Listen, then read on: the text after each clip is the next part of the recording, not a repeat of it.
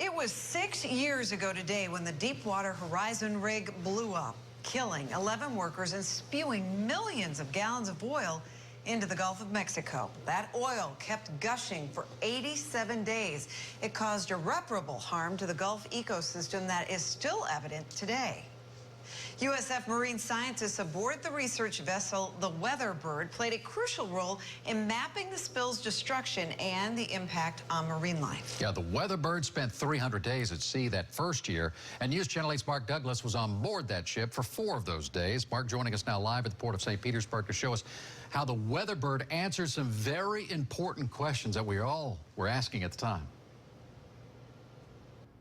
Well, good evening to you, Keith and Stacy. The Weatherbird's still in great shape, and even 6 years after the BP oil spill, still unlocking some very important secrets with its research. Now, that trip that I was on, that 4-day trip, that while the spill was still going on, answered one of the most important questions of all.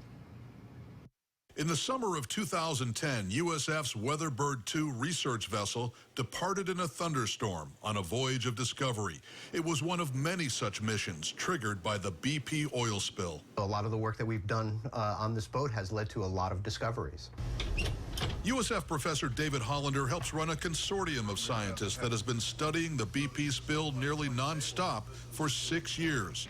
On board the Weatherbird, they were among the first to discover BP oil coating the sea floor. When we saw that changed essentially our whole vision of what happens during these deep water oil spills. The mission I joined that summer helped make another important finding. Scientists wanted to know where the BP oil might drift if it entered the loop current that curls around the Gulf.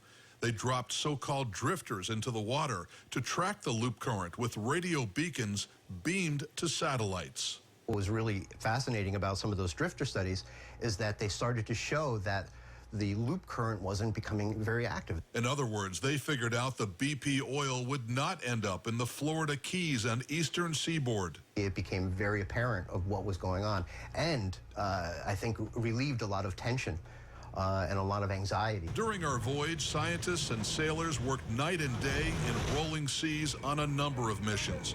There was little time for sleep in the cramped quarters aboard the ship. This is the cabin where I slept during my 4 days at sea on board the Weatherbird. Needless to say, I didn't spend much time here, but check out the number. Those 4 days at sea were just a small slice of Weatherbird's work, a ship that's paid for itself since the BP oil spill with the discoveries made on board. It's pretty incredible. Probably not a stretch to say priceless. Priceless. Now, there's a touch of irony to all of this because this ship began its life as an oil industry workboat, later recommissioned as a research vessel, and now has found its place in marine science history books, of course, for its work in the BP oil spill. And in fact, tonight, the nation will see this vessel featured prominently in a PBS 1-hour documentary at 8 o'clock, narrated by Matt Damon. Keith? Yeah, it's so fascinating. And you know, the cabin number 8 is still available for you, Mark, when you want to go back out on the seas, I'm sure. So what's next for the Weatherbird? When might it go out again? Well, first of all, there's room for 2 in that cabin. It's tight, but there's 2 bunks in there. Yeah, that's why you have a photographer. Go ahead. I understand that it's going to go out as early. I understand it's going to be going out as early as next week. Bill Hogarth, who runs the consortium that actually owns this ship, tells me that there's enough money from that BP oil spill settlement to run this ship and run the research for the next 12 to 15 years. So they're still hard at it. A lot more. They're still trying to find out about the aftermath and the effect on marine life and fish from that oil spill. It is fascinating. Doing some good work there. Thank you, Mark Douglas, reporting for us.